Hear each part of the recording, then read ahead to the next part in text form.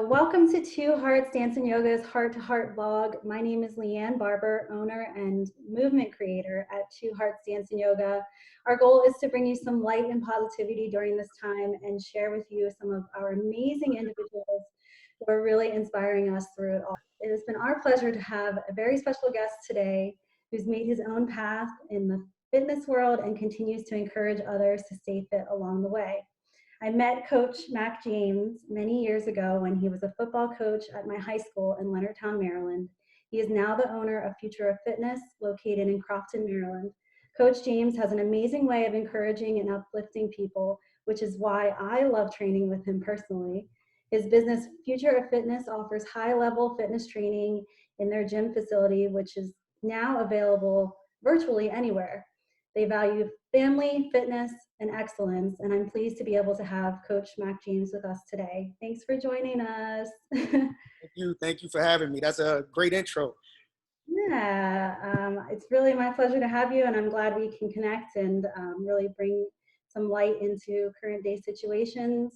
It's really great to be able to stay active, and you're doing a wonderful job at doing that. So before we get into some of the questions that I have for you today, how are things going with offering your training virtually during this quarantine? It's pretty interesting. We have about 50-50 like and love. I think it's a little long. 3 months of quarantine is pushing the limits of all people. But other than that, it was a pivot that was needed. I needed to change direction and be able to come up with a way to keep people motivated, keep people going. So the virtual stuff has been pretty good. You join in. A lot of the other students that follow me still on Facebook and things like that, they've jumped into the classes. So it's really good. My staff is helping out. They're doing great, so that I don't have to do all the classes myself.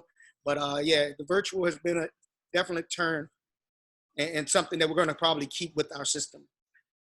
Absolutely, that's awesome. It's been amazing to be able to tune in, especially me being here in Philadelphia, being able to tune in all the way to where you are in there. Tell us a little bit about like your childhood growing up. Were you always into fitness, or have you always been very fit into sports?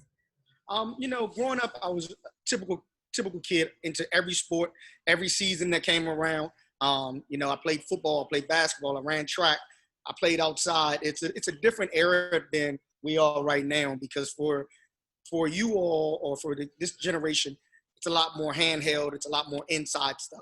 We were outside all the time, making our own way. So I've always been the shortest guy on the field, the shortest guy in the game. So I always used to have to figure out a way to be better than my taller counterparts. So my thing was strength, so it was doing push-ups, being the fastest, running fast, jumping, all that type of stuff. I really worked on that and focused on it. And then I saw when I went to college how that really, truly benefited me further on, and kind of became a passion from there. That's awesome. And where did you go to college? I went to Salisbury State University. It's Salisbury University now, but we had the state back then. Very good. You played sports throughout college? Or? Yeah, I played football throughout college, all 4 years, and I loved it. I loved the experience. I loved the interaction of teammates. I loved the constant desire to get better and constant desire to compete. So those things, really, really made college great for me. That's wonderful to hear.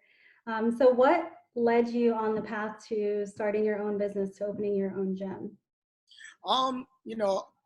By nature, I'm a workaholic. And teaching was great, and I love teaching. I love Leonardtown. And just really thinking about how much I worked and how much I poured into kids versus how much money I was making and how much leadership I wanted. I didn't want to go into administration, and like that was the only hierarchy of the school system, is okay, you're a great teacher, now you move to vice principal. So you go from dealing with the kids to dealing with the parents, then you move to principal, and you go from dealing with the kids, dealing with the parents, to now dealing with the staff. So I didn't want to do that. And then when I started training, and training on my own, I did a lot of searching business wise. And I found that where a lot of trainers make mistakes, they don't learn the business side of it. They're great at telling you how the body moves. They're great at, helping you lose weight, but they don't know how to put things together to have a actual business and something that eventually you can sell. I don't know if you've ever heard the term, if you don't have people working for you and being able to take a vacation and make money when you're not there, you really don't have a business. You own a job. Right. So, those were the takeaways and why I started to move into doing my own thing. Yeah, so it's very important. And, I see the difference that you have in coming in this, training with you. You do have that business kind of acumen that goes along with everything. And it's very admirable. So, as opening your own business, what were some of the challenges that you faced? And what are some of the challenges that you even face present day? It's interesting that you asked about challenges because those are the things that people don't tell you. And the challenges is knowing. One of my biggest challenges was knowing myself, and knowing what I do well, and having to realize that I need to hire someone to do the other stuff. So that was the initial challenge. I'm not a super organized person, but in order to run a business and make a business successful, you do have to have some organizational skills. So I realized that I'm the front runner. I'm charging. I'm rah, sis, boom, bob, get everybody going. But I needed to figure out who can help me with the backroom stuff, the back end stuff, so that I'm paying my rent. I'm putting money aside. I'm paying my insurance. Oh, yeah, don't forget about the state taxes and all that type of stuff. So that was one of the biggest challenges. And the challenges that I run into today aren't those, because as your business matures, as you mature as a person, that stuff starts to take care of itself and become second nature. You know what I mean? All right, I put this amount of money aside for taxes. I put this amount of money aside for insurance. So all the little minute details really kind of, you hate to say go out the window, but they aren't, fires anymore. Now it's staffing. It's, when you go from 2 or 3 people in the gym to now we have 100 members, and how do you deal with staff? How do you make sure everything is fair, make sure everything is communicated properly, that, people want to stay with you, people want to continue to work for you. One of the things that I always said when I was opening this business, and at any point, I always wanted to have a clear vision that at the end of this, anybody that works for me, I want them to say, he was a great boss. It was great working there. I always wanted a positive experience for my staff members, just as much as I do for my clients. So that's kind of the gist of the challenges now. Wonderful, wonderful. All good things. And I see that you practice that through everything that you do. So what would you say to somebody who is interested in opening a business in the fitness industry, or is interested in starting their own thing in the fitness industry? It's twofold. I would tell them to follow their dream, but to also make sure you take some time to plan. What is your exit strategy? What is your way out? And I'm not talking about if the business fails. I'm talking about what's your way out at the end. Because all of us we love what we do, and it's super exciting, and you want to do it forever. But at the same time, you have to have an end plan in place. That's one thing that I didn't have.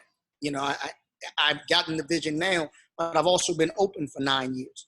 But if I'd have had the vision when I first opened up, maybe I would have gone about things differently.